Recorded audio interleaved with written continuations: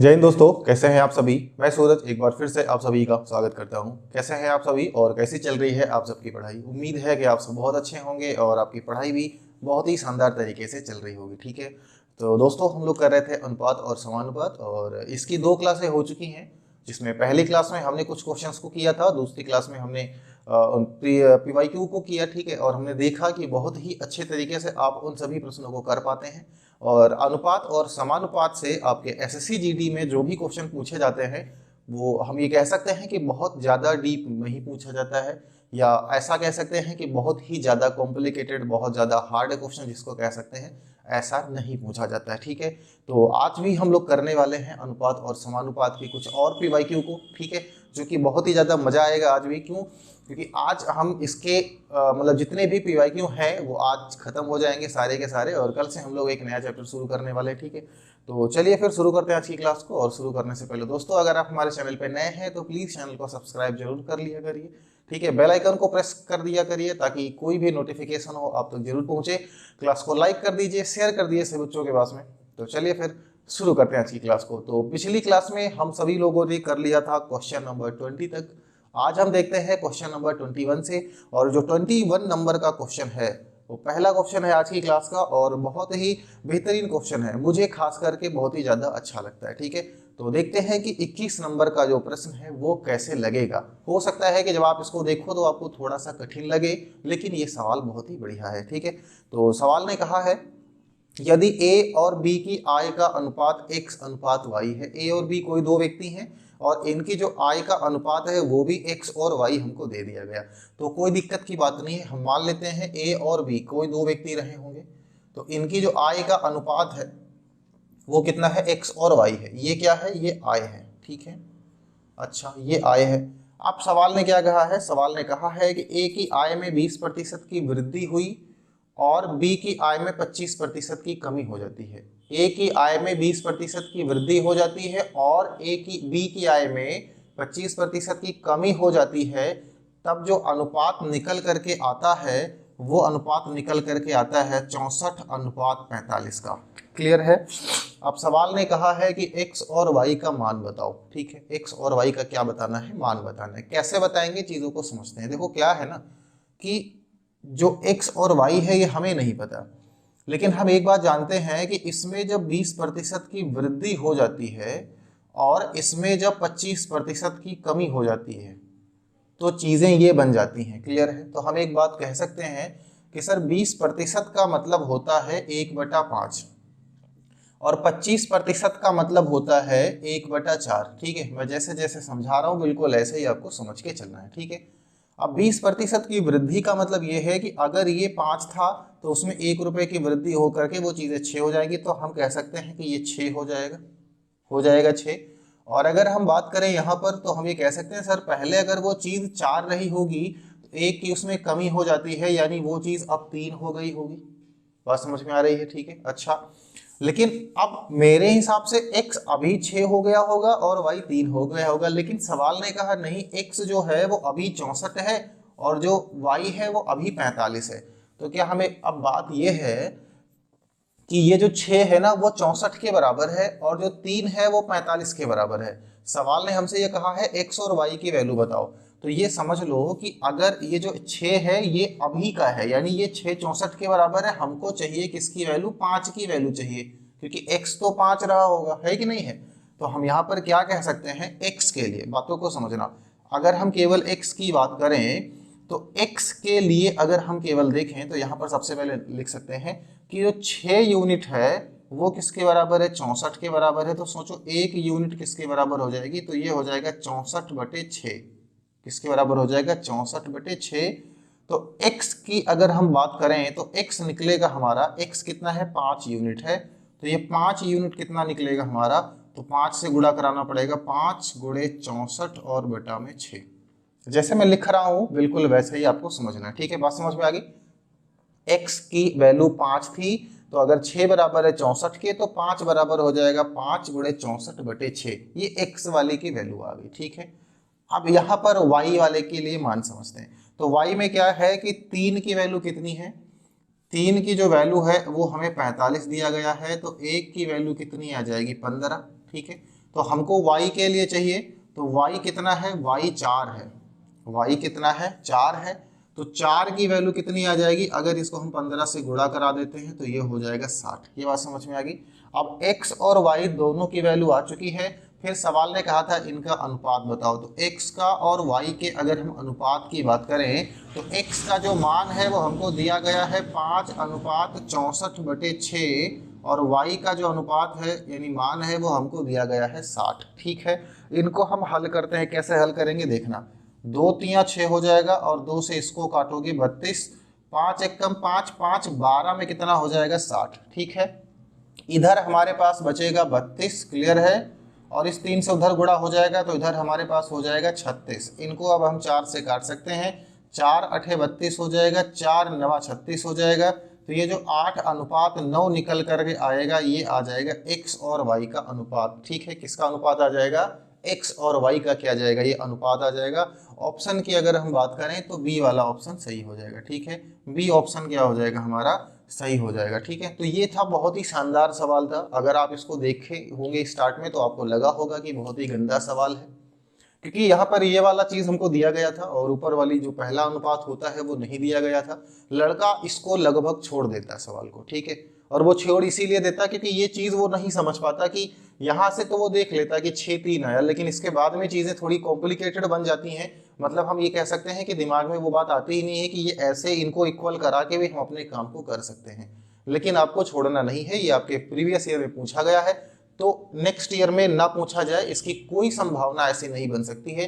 Next year में भी आ सकता है। ठीक है, नेक्स्ट ईयर में भी ऐसे सवाल आपके एग्जाम में आ सकते हैं। तो इसलिए ये वाला सवाल पर्सनली मुझे बहुत अच्छा लगा, इसलिए मैंने सोचा कि अगर मुझे ये अच्छा लगा है तो आपको तो बताना बहुत ही ज़्यादा जरूरी हो जाता है। क्योंकि अगर ऐसा क्वेश्चन एग्जाम में आ गया और मैं आपको नहीं बताऊं फिर तो ये हो जाएगा कि हाँ मेरी वजह से आपका एक सवाल छूटा। ठीक है, अगला प्रश्न देखते हैं, प्रश्न संख्या 22। अब ये आपको थोड़ा सा गंदा लगा तो जो अगला वाला क्वेश्चन है बहुत ही आसान है, कोई दिक्कत नहीं है। सवाल नंबर 22 कह रहा है कि 9, 21 और 123 का चतुर्थानुपाती ज्ञात करो। हम सवाल को लगा चुके हैं। ठीक है, 9, 21 और 123, ठीक है, इनका क्या निकालना है, चतुर्थानुपाती निकालना है। तो हम मान लेते हैं कि वो x होगा यहाँ पर। तब हम जानते हैं कि इनका गुणनफल इनके गुणनफल के बराबर होता है। बोलो होता है कि नहीं होता है। तो हमें कह सकते हैं कि 9 और गुणे में x ये बराबर होगा 21 और गुणे में 123 के। हम काट सकते हैं 9 को 3 त्रिक 9 और 3 सते 21, और इस 3 से जब इसको काटेंगे तो 3 चौके 12, 3 एकम। तो x की वैल्यू कितनी हो जाएगी, 7 गुणा 41। कितनी हो जाएगी, 7 गुणा 41 हो जाएगी। इनका जब हम गुणा कराएंगे तो देखो दो बातें, या तो गुणा करा लो, हम तो गुणा करा लेंगे कोई बात नहीं, क्योंकि इतनी बड़ी संख्या नहीं है कि हम गुणा ना कराएं। लेकिन अगर आप अपने ऑप्शन को देखो तो ऑप्शन में केवल सी ऑप्शन एक ऐसा है जिसका इकाई का अंक 7 है, और इसको जब गुणा कराएंगे तो इकाई के अंक में कितना आएगा, 7 आएगा। ठीक है, 7 चौके 28। तो हम चाहते तो गुणा कराने की जरूरत नहीं थी, ऑप्शन पहले हम देख लेते हैं एक बार। उसके इकाई के अंक में 7 है तो जो 7 वाला होगा वही हमारा क्या हो जाएगा, सही हो जाएगा।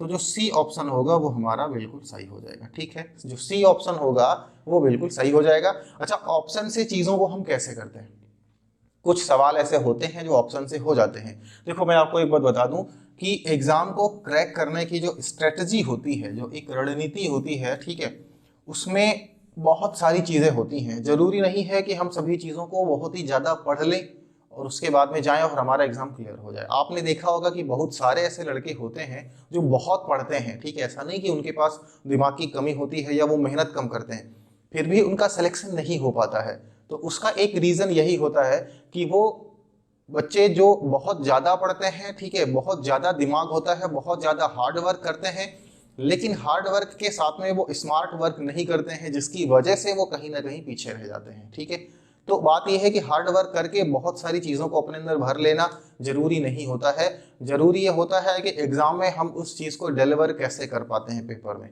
तो वो बहुत ज्यादा जरूरी होता है। तो ऑप्शन से अगर कोई क्वेश्चन हमारा आसानी से हो रहा है, वहां पर टाइम बच रहा है, तो जरूरी नहीं है कि नहीं इसको तो मैंने सीखा है मैं तो इसको लगा के रहूंगा, ऐसा नहीं करना है। ठीक है, अगला सवाल देखते हैं, सवाल नंबर 23। तो 23 में सवाल ने कहा है रवि और सुमित के वेतन का अनुपात 2:3 है। रवि और सुमित की बात करें, ठीक है, ये रवि को ले लो और यहाँ पर सुमित को ले लो। इनका जो वेतन है उसका जो अनुपात है वो 2:3 है। ठीक है। फिर सवाल ने कहा है कि यदि प्रत्येक के वेतन में रुपए 5,000 की वृद्धि कर दी जाती है तो अनुपात 5:7 हो जाता है। इन सब के वेतन में 5:7 हो जाता है अगर 5-5 हजार की वृद्धि, दोनों में बराबर की वृद्धि होती है। तो वृद्धि के बाद सुमित का वेतन कितना होगा, ये है सुमित का वेतन कितना होगा। चलो बाद में बताएंगे कैसे, अब बात समझते हैं क्या है कि इन दोनों के वेतन में बराबर वृद्धि की गई, तो ये जो बढ़ोतरी हुई है ये बराबर होना चाहिए। तो 2 से 5 हो जाएगा जब इसमें 3 जोड़ेंगे तो, लेकिन 3 इसमें भी जोड़ो तो 3 3 6 होता है, मतलब चीजें एक जैसी नहीं है। तो अब हमको क्या करना पड़ेगा, इनके बीच का जो गैप है वो बराबर करना पड़ेगा। और वो कैसे बराबर होगा, देखो क्या है, इनके बीच का गैप निकालो कितना है, 1 है, और इनके बीच का गैप 2 है, तो इसी 2 से इसको गुणा करा देंगे हम। ठीक है। और वो जो 1 है उससे इसको गुणा करा देंगे, तो 1 से गुणा कराने से कोई फर्क नहीं पड़ता है। ठीक है, बट हम लिख लेते हैं आपके समझ के लिए, तो कोई दिक्कत वाली बात तो यहाँ पर होने वाली है नहीं। ठीक है, आप चीज़ों को समझ जाएंगे बहुत अच्छे तरीके से।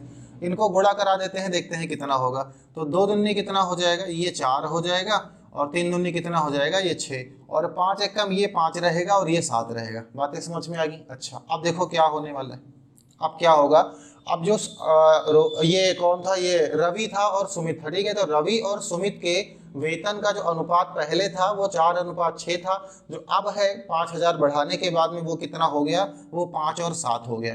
तो अब यहाँ पर हम देख सकते हैं कि इनके बीच की जो गैपिंग है वो भी 1 रुपए, और इनके बीच की जो गैपिंग है वो भी 1 रुपए, यानी दोनों में 1-1 रुपए की वृद्धि हुई। ठीक है, लेकिन मेरे हिसाब से तो 1 रुपए की वृद्धि हुई। सवाल ने कहा नहीं, वो 5,000 रुपए के बराबर है। किसके बराबर है, 5,000 रुपए के बराबर है, तो कोई बात नहीं है, एक बराबर है 5,000 के। तो सवाल ने ये कहा है कि बढ़ने के बाद सुमित का वेतन कितना है।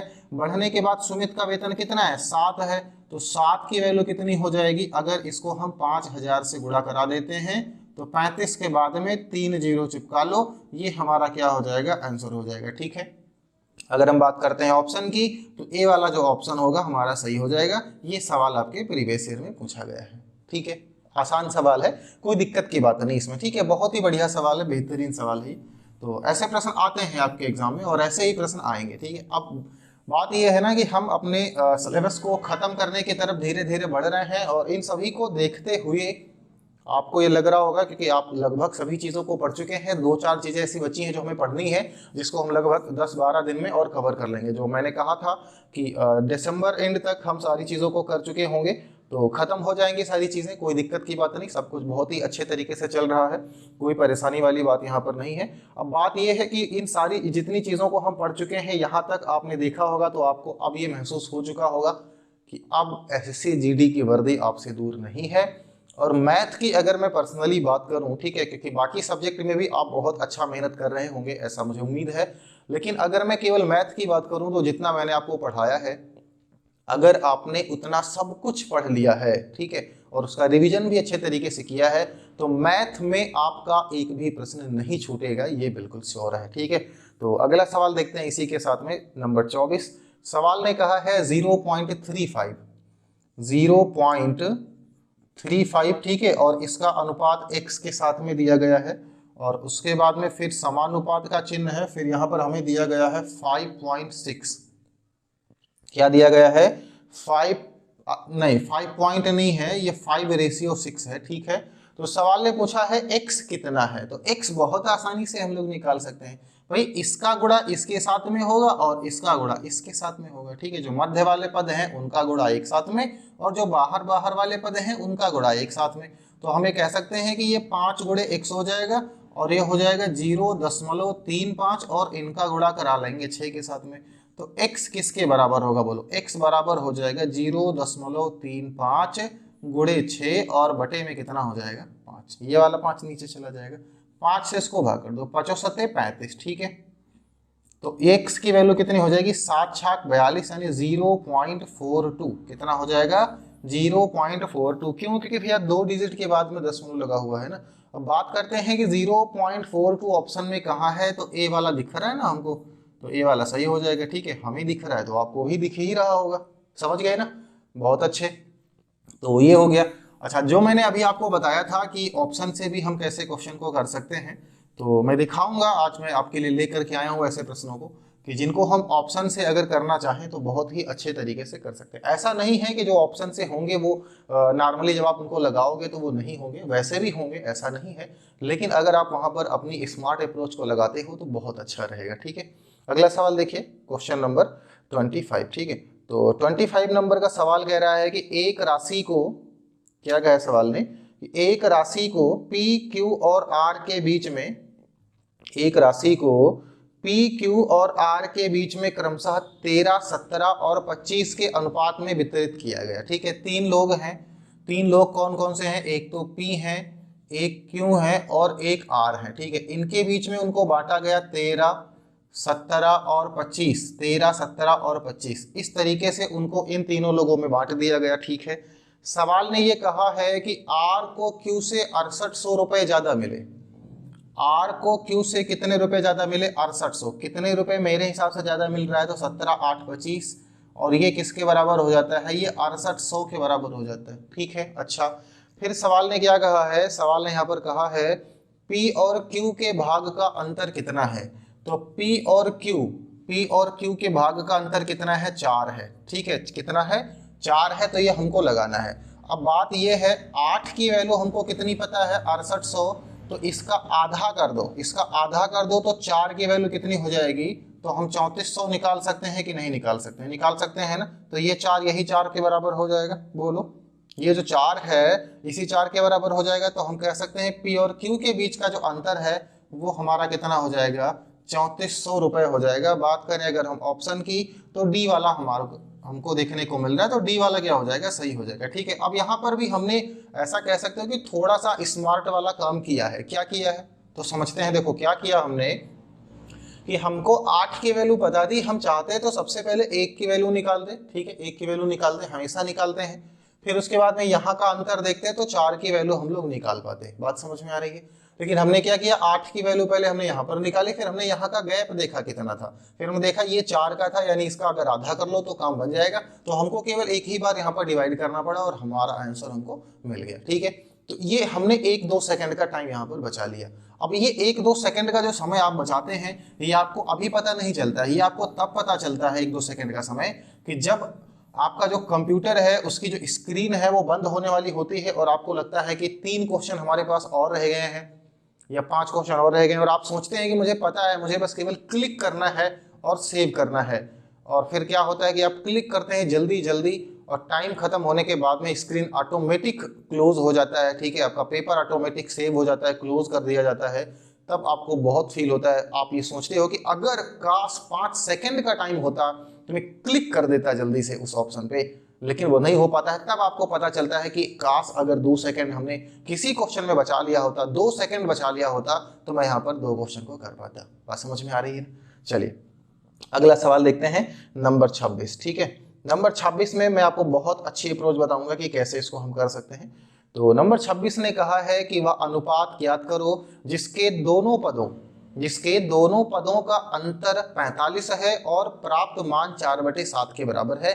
मतलब कोई दो संख्याएं हैं, उनके बीच की अगर गैपिंग की बात करें तो 45 आएगा और 4/7 उनका मान है। मतलब हम ये कह सकते हैं कि उनको जब हमने आपस में रखा, ऊपर नीचे करके रखा, फिर जब हमने डिवाइड करा उनको, तो कटने पिटने के बाद में 4/7 आ गया। बात समझ में आ गई है। कैसे पता करेंगे, कैसे लगाएंगे, वो बात समझते हैं। सवाल में पूछा गया है 4/7, अच्छा वो अनुपात हमको ज्ञात करना है। ठीक है, अब देखो बात क्या है, सवाल ने क्या कहा, इन्हीं दोनों का अंतर ही तो 45 है।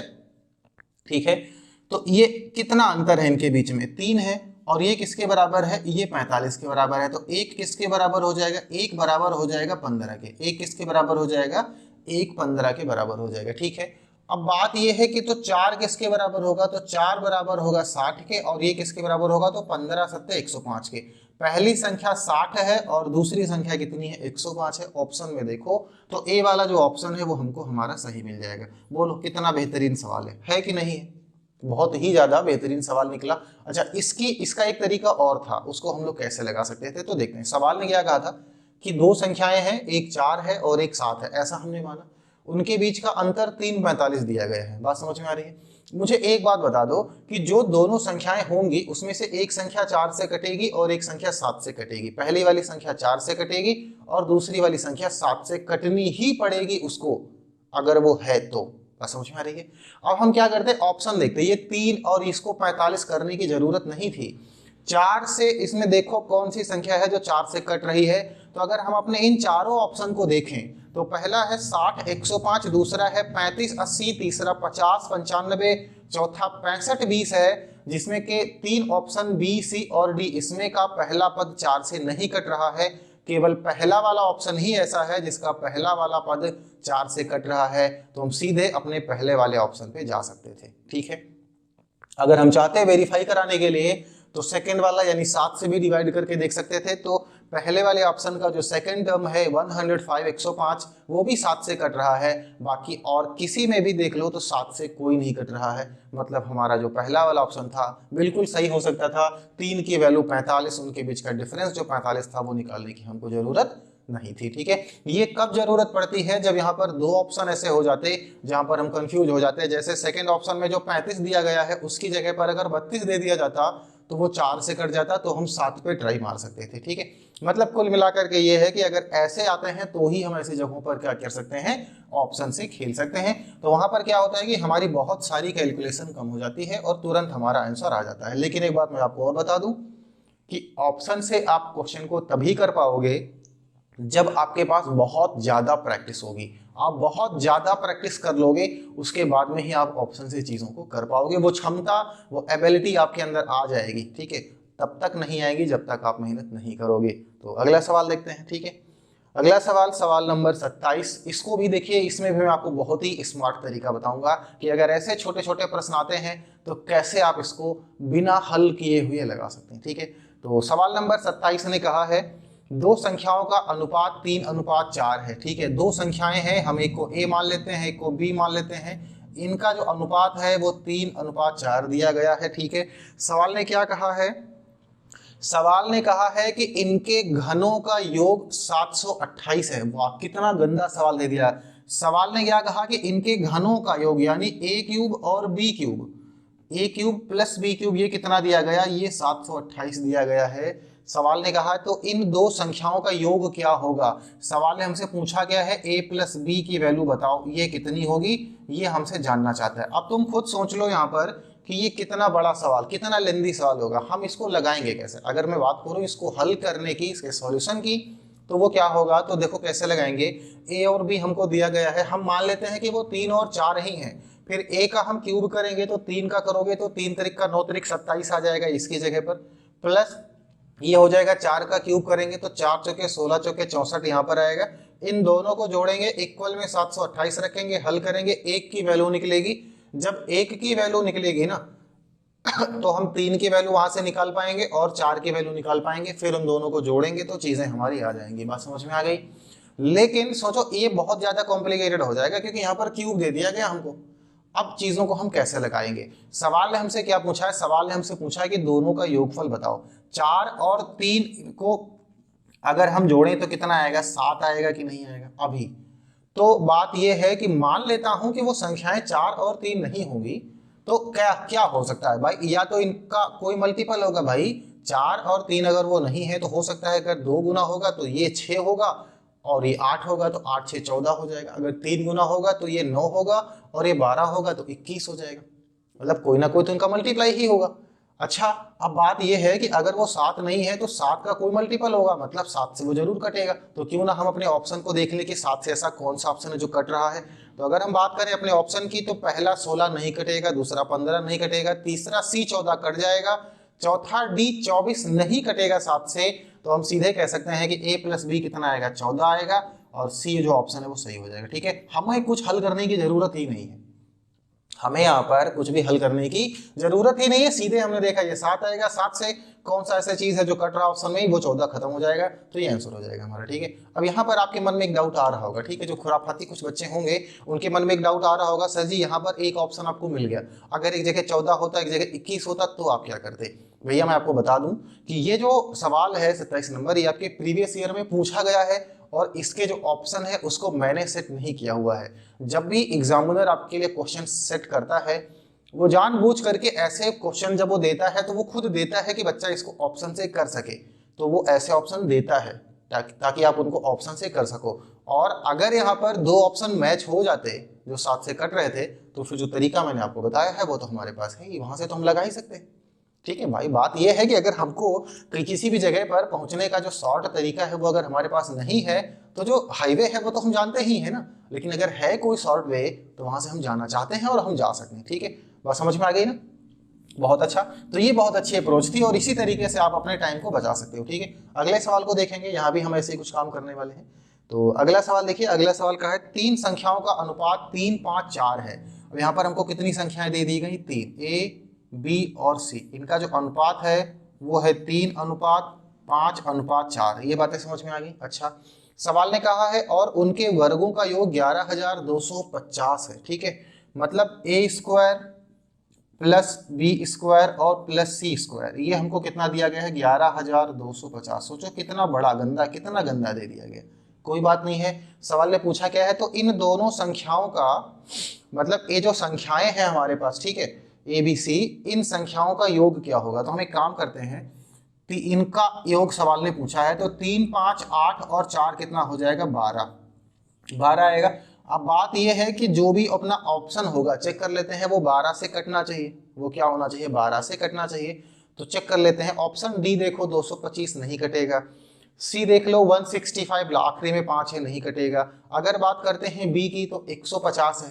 ठीक है, 150 है, 12 से जो 150 दिया गया है, ठीक है, तो ये 12 से नहीं कटेगा, 12 से 150 है तो नहीं कटेगा। पहला ऑप्शन देखते हैं 180 है, पहला ऑप्शन क्या देखते हैं? 180 है, 180 12 से कट जाएगा, 12 एक कम 12, 6 और 60 हो जाएगा, 12 पंचे कितना हो जाएगा? 60, कट जाएगा ना। तो यानी 12 से अगर 180 कट रहा है तो जो 180 है यही क्या हो जाएगा? अपना सही वाला आंसर हो जाएगा। बात करें अगर ऑप्शन की तो ये ए में हमको देखने को मिल रहा है, इसलिए ए वाला ऑप्शन सही हो जाएगा। ठीक है, हमें ये चीज करने की जरूरत नहीं पड़ी। अगर आप चाहते हो कि नहीं हम इसको ऐसे हल करके निकालेंगे तो कोई बात नहीं, आप कर सकते हो। 3 का वर्ग करो 9, 5 का 25, 4 का 16, सबको जोड़ो 11,250 के बराबर में रखो। 1 की वैल्यू निकालो, फिर 3 की वैल्यू निकालो, 5 की वैल्यू निकालो, 4 की निकालो या 12 की वैल्यू निकालो, फिर चीजें क्या हो जाएंगी? लग जाएंगी। कोई दिक्कत यहाँ पर नहीं है। लेकिन अगर कोई सवाल ऐसे लग रहा है जहां पर ऑप्शन भी आपको दे रहा है कि नहीं आप लगा लो, तो मैं यही चाहूंगा कि आप ऐसे करके जाओ। समझ रहे हैं ना चीजों को? ठीक है, बहुत अच्छे, शाबाश, बहुत अच्छे। तो हम लोग अपना अगला सवाल देख लेते हैं। ठीक है, सवाल नंबर 29, जो कि बहुत ही बेहतरीन सवाल है और इसको भी लगाने के मैं आपको दो तरीके बताऊंगा। इसको भी लगाने के मैं दो तरीके आपको बताऊंगा और जो स्मार्ट तरीका है वो भी मैं आपको बताऊंगा कि कैसे आप इसको बहुत ही बेहतरीन तरीके से लगा सकते हैं। तो सवाल ने कहा है कि ए और बी की वर्तमान आयु का अनुपात जो है वो कितना है? 8:15 है।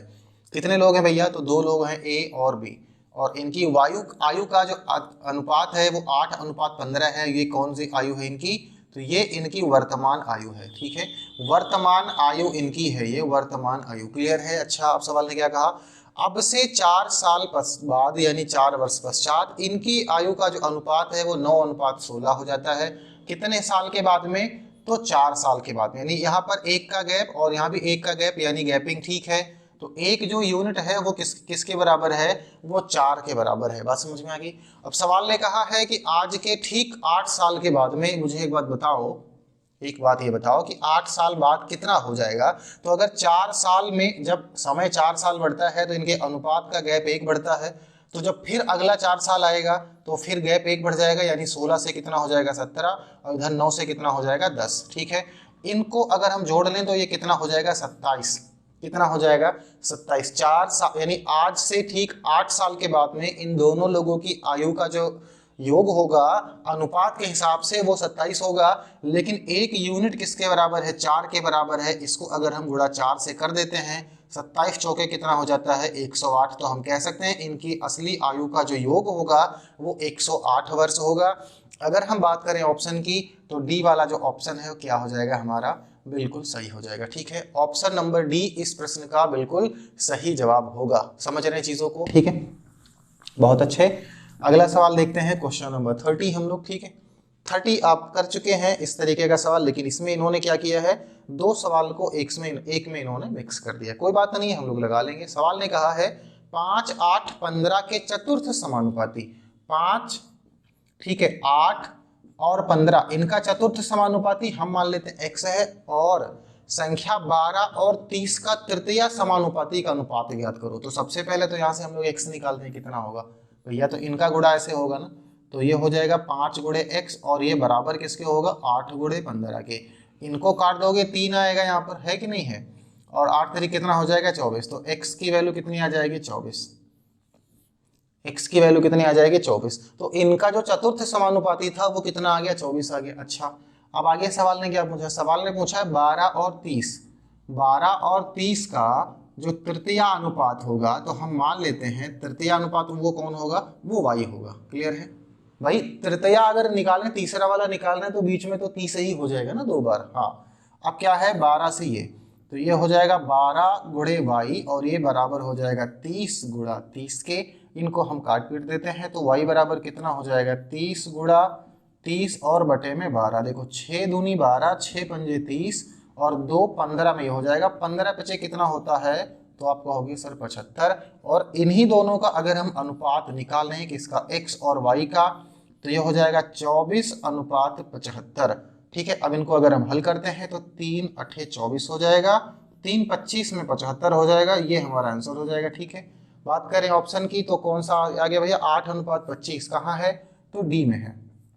कहाँ है ये, तो डी में है। ठीक है सॉरी, तो जो डी वाला ऑप्शन है वो क्या हो जाएगा हमारा, सही हो जाएगा। ठीक है, जो डी वाला ऑप्शन है वो हमारा बिल्कुल राइट हो जाएगा। क्लियर है, तो आज के सभी प्रश्न समाप्त हो चुके हैं। और कैसी लगी क्लास, उम्मीद है कि सारे प्रश्न आपको समझ में आ गए होंगे आज के।